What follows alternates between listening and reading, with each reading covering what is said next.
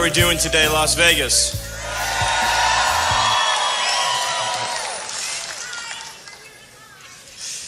First of all, thank you to all the people who waited in line to get in, to show your love for this country, your excitement about this campaign, and your determination to take back America for the citizens of this country. So thank you to all of you. Very rarely in history do people get the opportunity to vote for true, real, profound change. I would venture to say this is an opportunity that's not even just once in a lifetime opportunity. This is the kind of opportunity that only comes once in many hundreds of years. And it's important, it's crucially important that every morning we wake up, we're cognizant of just how historic and how rare this opportunity is. Because folks, it's not gonna come again. I mean, we have been betrayed and let down by politicians year after year after year after year after year. And you hear the same promises, oh, well, we're gonna secure the border. Does the border ever get secured, folks? No. They say, oh, well, we're gonna bring back our manufacturing jobs, but do those jobs ever come back? They say they're gonna clean up DC and kick out the special interests. Did the special interests ever go? After 8 years of Obama, the special interests are more powerful than ever. The gap between the rich and poor is wider than ever. The control of Wall Street is greater than ever. And the ability of everyday people to control their own affairs is less than it has ever been. When we talk about the American dream dying, when we talk about the American dream disappearing, what we're talking about is the fact that people in this own country are stuck. They can't find a job, they can't find a raise, they can't afford health care, they can't have a safe community, they can't be secure from terrorism. The infrastructure is crumbling, the airports don't work. Our political system sells favors to the highest bidder. And no one in this country, folks, has done more to sell out our government to the highest bidder than Hillary Rodham Clinton. And when you think about it, folks, one of the great ironies of this race is that in the year of Bernie Sanders in the Democratic primary, because of the superdelegates, they went ahead and nominated the face of special interest corruption in America. Nobody has taken more money from special interests in return for more favors than Hillary Clinton. The examples go on forever. And one of the things that Mr. Trump has talked about, and you probably heard about, is Hillary Clinton has taken millions and millions and millions of dollars, and her husband, from some of the most oppressive, violent, brutal regimes on the face of the earth. And if we as a country want to stand up for our values, if we want to support the rights of women, the rights of minorities, the rights of gay and lesbian Americans, then we have to say no to Hillary Clinton and the foreign governments funding her. She takes money from Saudi Arabia, she takes money from Qatar, she takes money from the United Arab Emirates, she takes money from Brunei, she takes money from countries where women are enslaved and gay and lesbians are put to death, where it is a capital punishment to be gay in the countries where she takes her money from. Folks, that is disgraceful. And it's time Hillary Clinton apologized to the millions upon millions of people suffering in those regimes that she is lifting up by giving them the blessing of taking their money. When a major official in our government takes millions of dollars and also in some cases personal gifts from oppressive regimes, they are sanctioning indirectly, but they're sanctioning just the same, the atrocious behavior of those regimes. And it's time Hillary Clinton was condemned for doing so. I think all of us are tired of taking morality lectures from somebody who accepts money from the most corrupt regimes in some cases, and the most violent regimes in some cases, and the most oppressive regimes in some cases on the face of the earth. I don't want to be lectured by somebody who's happily willing to sell favors from the US government in exchange for cash. And I'm willing to venture that the people of the United States of America, when they learn about the extent of this corrupt dealing, when they learn about how much money Hillary Clinton has taken from regimes with blood in their hands, when they learn about that, they will say the United States of America will never put someone that corrupt into the White House. The leader of the free world, the symbol of democracy and human rights across the world, is the United States. And the United States will not choose as its leader somebody who sanctions brutality against women, brutality against gays, brutality against Jews and Christians and everybody else.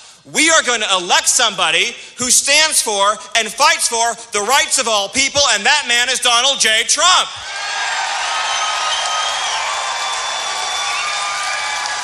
And folks, another issue we get lectured on all the time. Oh man, do we get lectured on this? You can't turn on the TV or pick up your newspaper without getting a sanctimonious lecture on this issue, and that's the issue of immigration security. And Hillary Clinton says, well, we can't have a secure border and we can't enforce our laws, because if we did that, it would tear apart families, Hillary Clinton says. The families being torn apart are the American families who are losing loved ones to an open border. And nobody can run for president of the United States who is not willing to protect American families. That is a pretty fundamental qualification. If you can't stand up and say, I will protect the safety and security of American families, then you are running for the wrong job. And I submit to you, folks, the American people will never elect someone like Hillary Clinton, who has pledged to dissolve the borders around these United States. No country will ever elect a president who will dissolve its own borders, and that's what Hillary Clinton has promised to do. Hillary Clinton has also promised a 550% increase in Syrian refugees. Now, once again, Hillary Clinton tells us, well, this is the compassionate thing to do. You know what compassionate behavior would be? Would be using the money to help 10 times as many refugees in their home region. What Hillary Clinton doesn't tell you is that for every dollar you spend bringing a refugee out of Syria into the United States and providing housing, providing medical services, providing jobs, providing welfare, feeding, housing, clothing refugees, for every one you bring into the United States, you could help 11 in their home region. Hillary Clinton is denying support. She is denying support to hundreds of thousands of refugees for the sake of her selfish and corrupt political agenda. And there's another group of people, folks, that are getting left out of this conversation. They're called American citizens. Our inner cities are falling apart. Our rural communities are falling behind. Our children are underemployed. Every penny that is being spent on the resettlement operation is a penny taken out of the pocket of hardworking Americans and their children. We are $19 trillion in debt. We do not have the money for Hillary Clinton's plan to resettle huge portions of the Middle East inside the United States of America. We need to support our American family first. That includes millions upon millions of Americans living in poverty today. The social contract that makes this country or any country work is that the people like you, the backbone, the heart, the soul, the essence of this country, who go to work every day, who love their children and take care of their families, who follow the rules, the people who make this country move, the people who go. Our social contract is that you follow the rules, you do your civic duty, and in return, your government puts you first. When a country loses that social contract, it ceases to be a country anymore. This is the conversation we need to be having in America, folks. I, for one, and I know I speak for all of you when I say this, am not interested in turning America into nothing more than Hillary Clinton's personal bank account. I'm not interested in having the United States become Hillary Clinton's personal wealth management fund.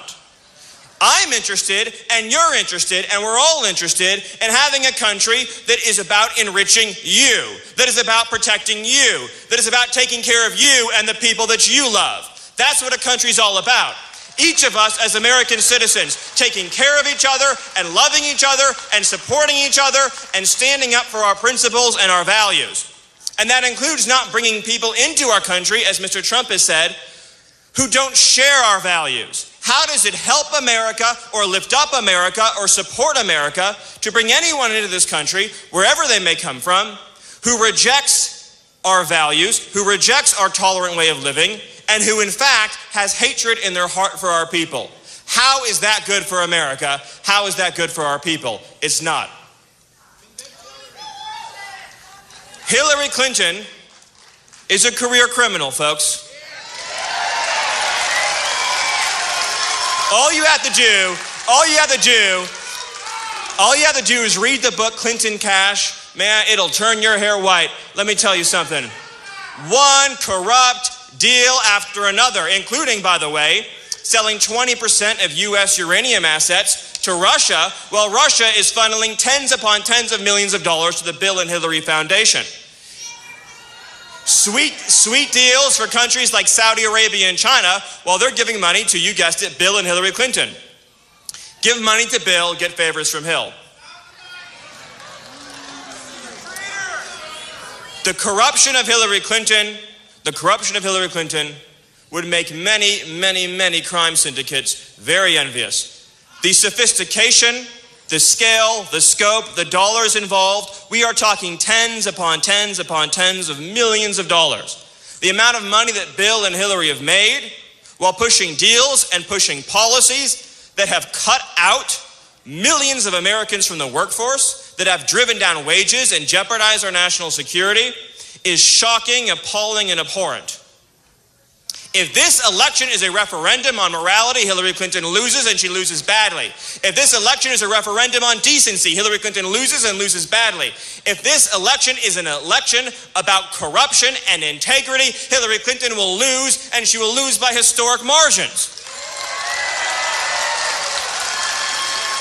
And I challenge the media to ask Bill and Hillary Clinton about the money they've taken from Brunei, to ask Bill and Hillary about the money they've taken from Russia, to ask Bill and Hillary about their operations in Haiti, to ask Bill and Hillary about the money they've taken from China, the money they've taken from Qatar, the money they've taken from all across the world, to ask Bill and Hillary about the many times State Department business was being conducted while Bill was taking money from the very people under State Department review. These are the things that the media needs to be looking into, and needs to be looking into them now. Now, there's also some other issues in this election. I'll run through them quickly.